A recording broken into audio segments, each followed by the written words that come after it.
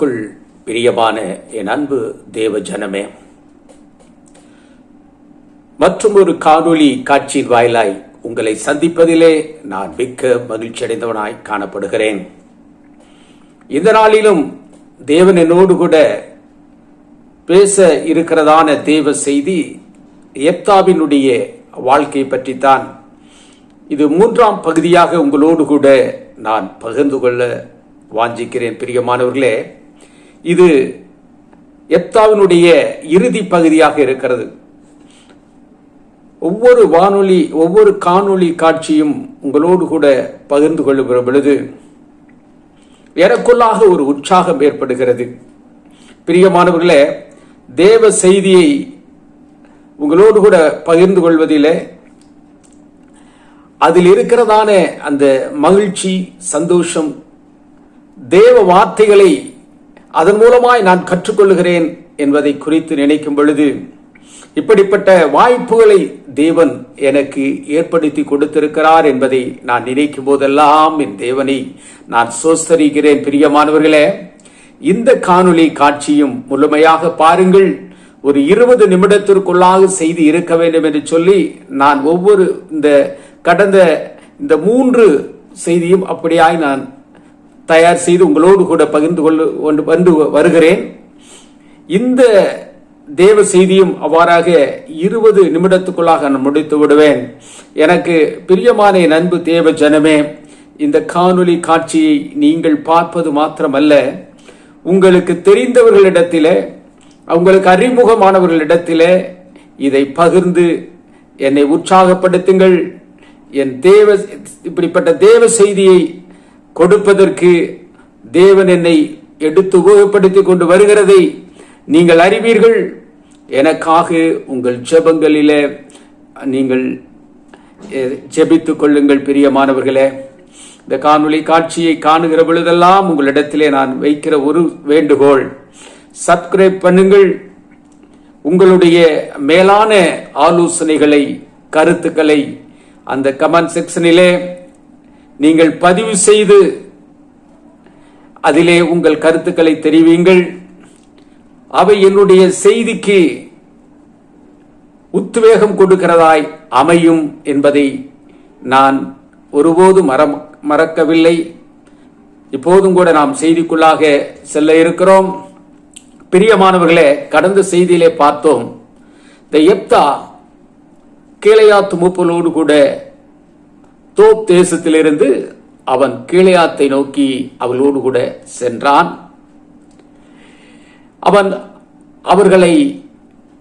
அந்த கீலேயாத்து மக்கள் அவனை சேனாதிபதியாக வைத்தார்கள். எப்தா தன் காரியங்கள் எல்லாம் மிஸ்பாவிலே கர்த்தருடைய சன்னதியிலே சொன்னான் என்று சொல்லி நாம் பார்த்தோம். இங்கே மிஸ்பா என்கிற இடம் கீலேயாத் அருகில் உள்ளது என்பதை நாம் அறிவோம். யாக்கோபு கூட லாபானிடமிருந்து அவன் வருகிற பொழுது 6 நாள் பிரயாணமாக வந்து அந்த கீலேயாத் மலையிலே கூடாரம் போட்டான் என்று சொல்லி நாம் வாசிக்கிறோம். இந்த லாபானும் அவனை தொடர்ந்து வந்து அந்த இடத்திலே அன்னைக்கு தங்கி அங்கே இருவரும் ஒரு உடன்படிக்கை பண்ணினார்கள். அந்த உடன்படிக்கை பண்ணப்பட்ட இடம்தான் முதலில் வேதாகமத்திலே மிஸ்பா என்கிறதான அந்த இடத்தை சொல்லுகிறது. பிரியமானவர்களே, அது அப்படி என்றால் கர்த்தரை சாட்சியாய் வைத்து செய்கிற உடன்படிக்கை. இவனும் அந்த மிஸ்பாவிலே கர்த்தருடைய சன்னதியிலே, தேவனே நீர் சாட்சி, உம்மை நம்பி நான் அந்த அம்மோன் புத்திரரை நான் எதிர்கொள்ள இருக்கிறேன், தேவரீர் என் கைகளிலே நீர் அவர்களை கொடும் என்று சொல்லி அவன் அந்த சமூகத்திலே ஆண்டவரை நோக்கி விண்ணப்பம் செய்து தன் யுத்தத்திற்கு ஆயத்தமானான். அவன் மிஸ்பாவிலே பண்ணின உடன்படிக்கை ஒரு பொருள் இருக்கிறது. அது கர்த்தரே சாட்சி என்பது. எப்தா கர்த்தருக்கு மிகவும் ஒரு பயந்து நடுக்கிற மனுஷன் என்பதை நாம் இந்த சம்பவத்தின் வாயிலாக அறிந்து கொள்ள முடிகிறது. எப்தா செய்த மிகவும் பாராட்டத்தக்கமான விஷயம் என்னவென்று சொன்னால், எப்தா ஒரு அடியை எடுத்து வைக்கும் போதும் அதை கவனமாக கையாள்வதைத்தான் இங்கே நாம் காண முடிகிறது. யுத்தத்திற்கு மட்டும் பயன்படுத்திவிட்டு தன்னை உதாசீனம் பண்ணிவிடக் கூடாது என்பதிலே அவன் மிகுந்த கவனமுள்ளவனாய் இருந்துதான் அந்த கிளையாத் மூப்பர்களிடத்திலே ஒரு உறுதியை வாங்கி கொண்டான். ஏற்கனவே தான் புறக்கணிக்கப்பட்டது அவனுக்குள் ஆறாத வடுவாக அவனுக்குள் இருந்தது. ஆனால் அவன் ஒரு பரஸ்திரியின் மகன், வீணரோடு இருந்தான் என்றெல்லாம் வேதத்தில் நாம் வாசித்தாலும், அவன் தேவ சமூகத்திலே உடன்படிக்கை பண்ணினது எல்லாம் அவனுடைய புத்திசாலித்தனத்தையும் தேவனுக்குள்ளாய் அவன் வைத்திருந்த விசுவாசத்தையும் தான் காட்டுகிறது. அவன் தேவனுக்கு மிகவும் பயந்தவனாக இருந்தான் என்பது குறிப்பிடத்தக்கது பிரியமானவர்களே. இதனால் என்னவோ கர்த்தர் அவனை ஒரு சிறந்த தலைவனாக கிளையாத் மக்களாலே மதிக்கும்படியாக செய்தார் என்று தோன்றுகிறது. சில வேத பண்டிதர்கள் என்ன சொல்லுகிறார்கள் என்றால், எப்தா தேவனே எனக்கு ஒரு பொறுப்பு வந்திருக்கிறது, அதை செய்தி முடிக்க பலனையும் அனுகூலமான சூழ்நிலையும் எனக்கு ஏற்படுத்தி தாரும் என்று தேவ சமூகத்திலே அந்த மிஸ்பாவிலே விண்ணப்பம் செய்தான் என்றும் சொல்லுகிறார்கள். ஒரு காரியத்தை ஆரம்பிப்பதற்கு முன்னால் தேவ சமூகத்திலே வைத்து ஆலோசனை பெற்று தேவ வழிநடத்துதலோடு செய்ய வேண்டும் என்ற கருத்து இங்கே மேலோங்கி நிற்கிறது. பிரியமானவர்களே, நம் வாழ்க்கையிலும் கூட நாம் ஒரு காரியத்தை செய்ய முற்படும் பொழுது தேவ சமூகத்திலே வைத்து பொறுமையாய் அதற்கு தேவன் நம் மனதிலே பதில் தருகிற வகையில எப்பொழுது நம் மனதுக்கு நிறைவாக நம் மனதிலே ஒரு தோன்றும் இதை செய்யலாம் என்று சொல்லி ஒரு சூழ்நிலை நம் மனதிலே வரும். தேவ சமூகத்தில் வைத்து நாம் ஜெபிக்கும் பொழுது அந்த காரியம் உண்மையிலே நமக்கு சாதகமாக ஒரு மகிழ்ச்சிகரமான காரியமாக அமையும். ஒருவேளை நாம் அதை செய்யாமல் விரைவாக தேவ சமூகத்தில் வைக்காமல் ஒரு காரியம் செய்தால் அப்போதும் அந்த காரியம் நடக்கும். ஆனால் காலங்கள் செல்ல செல்ல அந்த காரியம் நமக்கு பெரும் வேதனையும் சோதனையும் கொண்டு வரும் என்பதை நாம் ஒருபோதும் மறந்துவிடக் கூடாது. இதைத்தான் தாவீதும் தன் வாழ்க்கையிலே கடைபிடித்தான் என்று சொல்லி நாம் வேதத்திலே பார்க்கிறோம். அவன் ஒவ்வொரு முறையும் அந்த யுத்தத்திற்கு போகும்போதெல்லாம் தேவ சமூகத்திலே அவன் அமர்ந்து தேவனை நோக்கி அவன் விண்ணப்பம் செய்து, தேவனே இது கூடுமா என்று சொல்லி, நான் போகலாமா என்று சொல்லி அவன் ஒவ்வொரு முறையும் விண்ணப்பித்தான் என்பதை நாம் வேதாகமத்திலே வாசிக்க முடிகிறது. பிரியமானவர்களே, அம்மோன் புத்திரர் ராஜாவிடத்துக்கு சானாதிகளை எல்லாம் அனுப்பி பார்த்தான். ஒரு சமாதான பேச்சுவார்த்தை நடத்தி இந்த யுத்தத்தை எப்படியாவது நிறுத்தி சமாதானத்தோடு போய்விடுவோம் என்றெல்லாம் அவன் எடுத்த முடிவுகள் ஒரு பலனையும் கொடுக்கவில்லை. அம்மோன் புத்திரர் பிடிவாதமாக நீதிக்கு புறம்பாகவே அவர்கள் இருந்தார்கள். இவன் பல சரித்திர சம்பவங்களை எல்லாம் அவர்களிடத்தில் எடுத்து சொன்னான். இந்த இடம் எங்களுக்கு எப்படி கிடைத்தது? நீ சொல்லுவது சரியல்ல. இந்த இடத்தை நீ கோருவது எந்த வகையிலும் முகாந்தரம் அல்ல. இதிலே உனக்கு கடுகளவு கூட இதிலே இந்த இடத்திற்கு சம்பந்தமில்லை என்றெல்லாம் சொல்லி பார்த்து கடைசியிலே அம்மோன் புத்திரன் கேட்கவில்லை. பிரியமானவர்களே, என்ன நடந்தது? அம்மோன் புத்திரருக்கும் கிளையாத்திற்கும் இடையிலே யுத்தம் நடந்தது. அதிலே அம்மோன் புத்திரர் தேவனாலே இந்த கிளையாத் மூப்பர்கள் மத்தியிலே அதற்கு முன் நின்று நடத்தினானே எப்தாவின் கையிலே ஒப்பு கொடுத்தார். ஆனால் பாருங்கள், எத்தனை ஆண்டுகளுக்கு முன்பாக ஒரு வெளியுறவுத்துறை எப்படி நடந்து கொள்ள வேண்டும், ஒரு நாட்டிற்கும் இன்னொரு நாட்டிற்கும் பிரச்சனைகள் வரும்போது எப்படி கையாள வேண்டும் என்பதை அவன் பல ஆயிரம் ஆண்டுகளுக்கு முன்பாகவே அவன் செய்து காட்டியிருக்கிறான். பிரியமானவர்களே, எனக்கு தெரிந்த வரையிலே, என்னுடைய அறிவு கேட்டின வகையிலே இதுதான் முதல் இப்படி அவர்களோடு கூட பேச்சுவார்த்தை நடத்தி அந்த சம்பவங்களை எல்லாம் விளக்கி சொல்லி அதை ஒரு சம்பவம் நடந்திருக்குமானால் இது எப்தாவின் காலத்திலே நடந்த ஒரு சம்பவம் தான். பிரியமானவர்களே, ஒரு அரசியல் நிபுணருக்கான அறிவு இவனிடம் இருந்திருக்கிறது என்கிறார்கள் வேத அறிஞர்கள். war was the last option. அதாவது யுத்தம் என்பது கடைசி வாய்ப்பு என்கிறதான கொள்கை எப்தாவினிடத்திலே காணப்பட்டதை நாம் இங்கே காண முடிகிறது. பேச்சுவார்த்தையில் இதை சரி செய்ய முடியுமா என்று அவன் ஆராய்ந்தான். அதுதான் அங்கு சிறப்பானதாக இந்த பகுதியிலே நாம் கற்றுக்கொள்ளக்கூடிய ஒரு பாடம். நாம் ஒருவரோடு ஒருவர் தகராறு பண்ணுகிற பொழுது நாம் சமாதானமாக போகக்கூடிய காரியங்களை குறித்து நாம் அவர்களோடு கூட சமாதானமாய் பேச வேண்டும். எதற்கும் முன்கோபம் கொண்டு எதையும் எடுத்தேன் கவிழ்த்தேன் என்று பேசிவிடக் கூடாது. எல்லாவற்றிற்கும் நாம் பொறுமை காக்க வேண்டும். எல்லாவற்றையும் எந்த வகையிலே சமாதானமாக போக முடியுமோ அதற்கான காரியங்களை குறித்தே சிந்தித்திருக்க வேண்டும். பிரியமானவர்களே, இங்கும் அப்படித்தான் எப்தா சிந்தித்தான். ஆனால் கால சூழ்நிலை அப்படியாக அமையவில்லை. அம்மோன் புத்திரனுடைய பிடிவாதத்தாலே அவர்கள் வீழ்ந்து போனார்கள். தேவன் உங்களுக்கு அவர்களிடத்தில் பல இதுகளை எடுத்து சொன்னார். அம்மோன் புத்திரர் ஒவ்வொரு வாதங்களை எல்லாம் ஏற்றுக்கொள்ளவே இல்லை. எப்தாவை போல தலைமைத்துவ பண்புடையவளாக இருக்க வேண்டும் என்பதற்கு எப்தா ஒரு முன் உதாரணம். இங்கு பார்த்தால் அம்மோன் புத்திரருக்கு வரலாறுகளை அவன் சொல்லுகிறான். ஆனால் அம்மோன் புத்திரர் வரலாற்றை திரித்தவர்களிடத்திலே கூறுகிறார்கள்.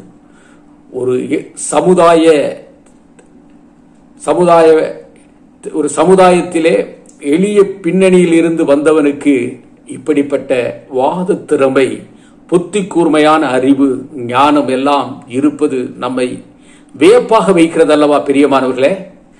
எப்தா அம்மோன் புத்திரருக்கு எதிராக எடுத்து வைத்த வாதங்கள் பின்பு எப்தா அம்மோன் புத்திரன் ராஜாவிடத்தில் ஸ்தானாதிபதிகளை அனுப்பி என் தேசத்தில் உனக்கு என்ன வழக்கு இருக்கிறதெல்லாம் கேட்டான். பிரியமானவர்களே, அதற்கு அந்த அம்மோன் புத்திரர் செவி கொடுக்காததினாலே அங்கே யுத்தம் வந்தது. தேவன் அநீதிக்கு துணை போன அம்மோன் புத்திரரை எப்தாவின் கையிலே கொடுத்தான். அப்பொழுது இஸ்ரவேலின் தேவனாகிய கர்த்தர் இவர்களோடு கூட இருந்து இவர்களுக்கு இந்த யுத்தத்தை வெற்றிகரமாக நடத்தி அவர் கையிலே ஒப்பு கொடுத்தார் என்பதை நாம் இங்கே பார்க்கிறோம். இந்த நேரத்தில் தான் எப்தா அந்த யுத்தத்திற்கு போகும் பொழுது ஒரு பொருத்தனை பண்ணுகிறார். யுத்தத்திற்கு போகிறார்கள், வெற்றி பெறுகிறார். ஆனால் எப்தா யுத்தத்திற்கு போவதற்குமாக அவன் ஒரு பொருத்தனை பண்ணினான். தேவரீர் அம்மோன் புத்திரரை என் கையிலே ஒப்பு கொடுத்தால் நான் அம்மோன் புத்திரரிடத்தில் இருந்து சமாதானத்தோடு திரும்பி வரும்போது என் வீட்டு வாசற்படியில் எனக்கு எதிர்கொண்டு வருவது எதுவோ அது கர்த்தருக்கு உரியதாகும். அதை சர்வாங்க தகன பலியாக செலுத்துவேன் என்றான். இப்பொழுது கர்த்தர் வெற்றியை கொடுக்கிறார். மகிழ்ச்சியோடு எப்தா திரும்பி வருகிறான். அவன் வீட்டின் முன் அருகிலே வரும்போது அவனுடைய ஒரே மகள் வீட்டிலிருந்து வந்து அவனை வரவேற்கிறாள். மனமுடைந்து போகிறான். அப்பேற்பட்ட சூழ்நிலையிலும் நான் வாயிலிருந்து சொல்லிவிட்டேன், அதை மாற்றக்கூடாது. அதாவது என் பொருத்தனையில் இருந்து நான் பின்வாங்க கூடாது. இது எப்படியோ மகளுக்கும் தெரிந்து விட்டது பிரியமானவர்களே. அல்லது மகள் இந்த எப்தாவுடைய வார்த்தைகளை கேட்கும் பொழுது அவள் நன்கு புரிந்து விட்டால் தன் சம்பந்தமாகவோ அல்லது நம் வீடு சம்பந்தமாகவோ தான் அப்பா பொருத்தனை பண்ணியிருக்கிறார் என்று அவள் அறிந்து கொண்டாள். மகள் தகப்பனை நோக்கி, நீ வாய் திறந்து சொல்லிவிட்டீர் அல்லவா, அதை செய்யும் என்கிறாள். பிரியமானவர்களே, இருவருடைய உள்ளமும் ஒரே சிந்தனையில் இருப்பதை இங்கே காண முடிகிறது. பிரியமானவர்களே, அவள் தன் தகப்பனிடத்திலே ஒன்றை மட்டும் கேட்டாள். நான் என் கன்னிகை நிமித்தம் என் தோழிகளோடு 2 மாதம் மலைக்கு சென்று என் நேரத்தை செலவிட்டு வருகிறேன் என்று சொல்கிறாள். அவள் 2 மாதம் தோழிகளோடு மலைக்கு சென்று நேரத்தை செலவிட இவன் எப்தா அனுமதி தருகிறான்.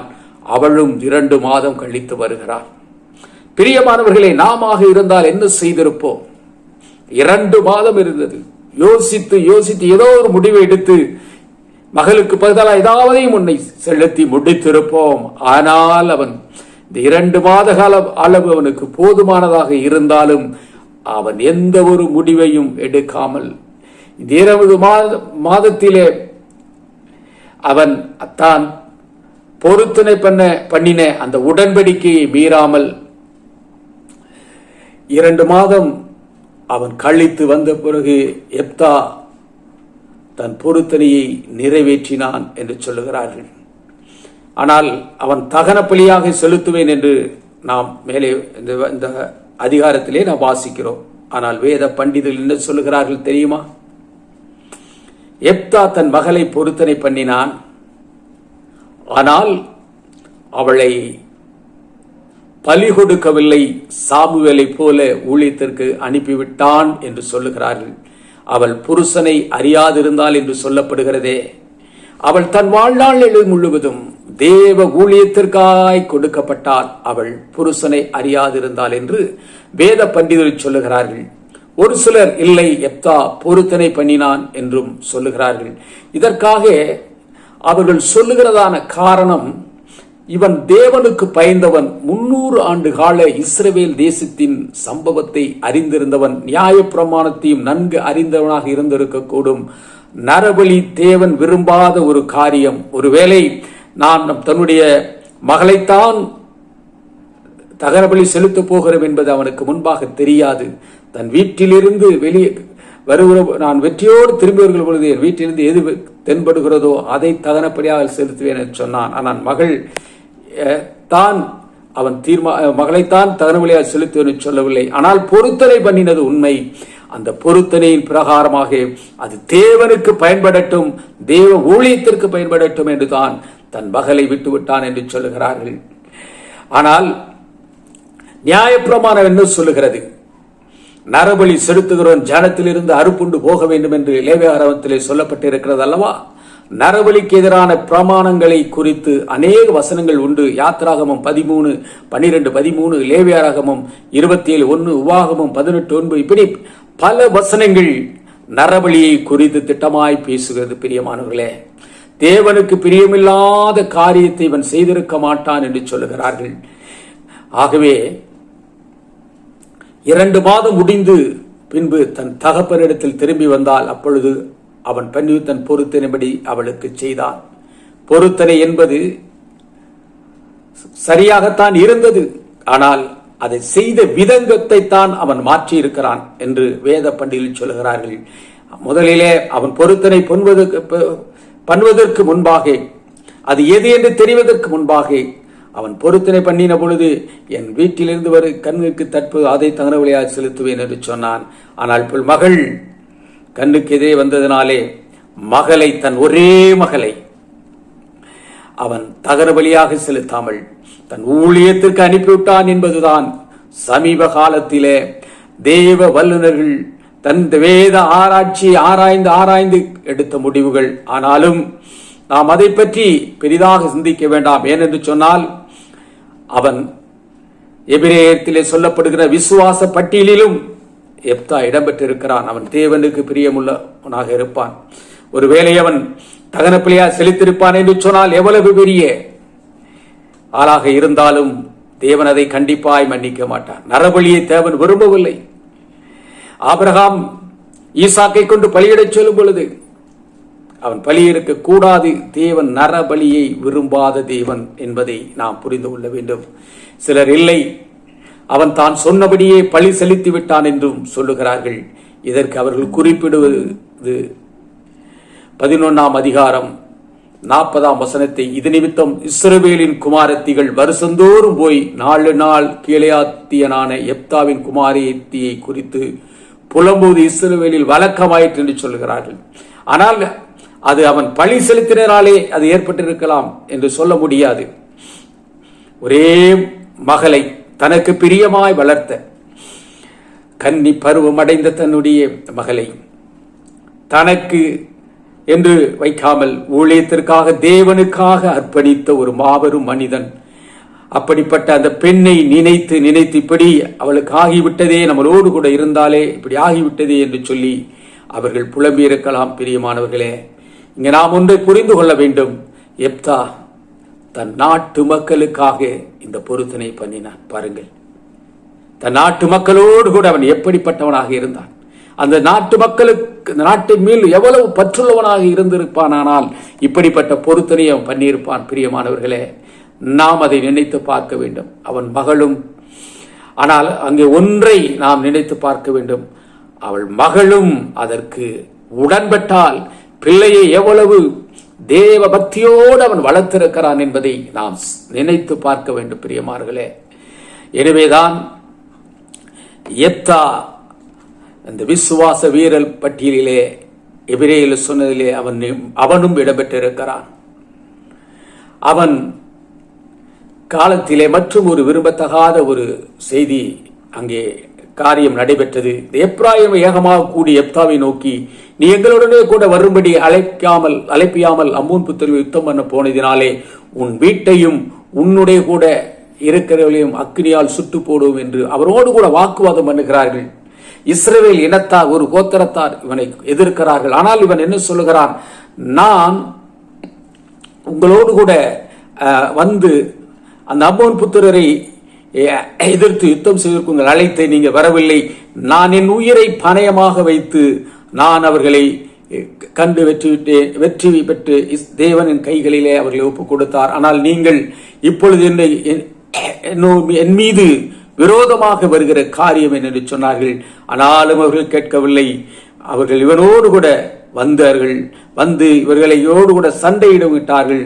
ஆனால் பாருங்கள், எப்ராயிமரை இந்த கிளையாத்து மனுஷர் யெப்தாவோடு கூட சேர்ந்து அவர்களை முறியடித்தார். அநேகர் வெற்றுண்டு விழுந்தார்கள். பிரியமானவர்களே, ஒரு விரும்பப்படாத ஒரு காரியம் இங்கே நடைபெற்றது.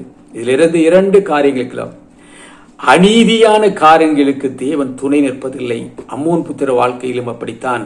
இங்கே எப்ராயிமீர் எந்த விதமான முகாந்தரம் இல்லாமல் யெப்தாவோடு கூட தகராறுக்கு வந்தார்களே, தேவன் விரும்பவில்லை. இங்கேயும் தன்னுடைய சொந்த இனம், ஒரு கோத்திரத்தாருடைய